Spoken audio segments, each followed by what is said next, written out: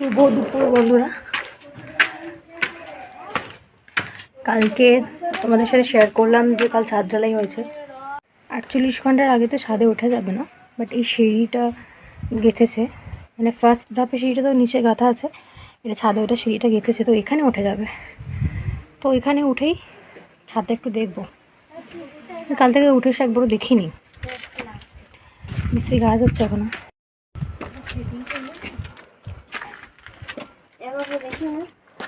সিঁড়িগুলো কালকেই গাঁথা হয়েছে।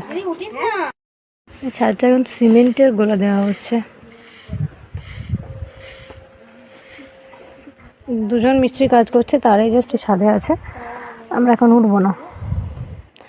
আর কাল বিকেল থেকে এটা জল, মানে জল বসতে দেওয়া হবে, এটা বলে মানে জল স্টাক করে এখানে রাখা হবে আর কি। যাই হোক, আমার ভাষায় বললাম।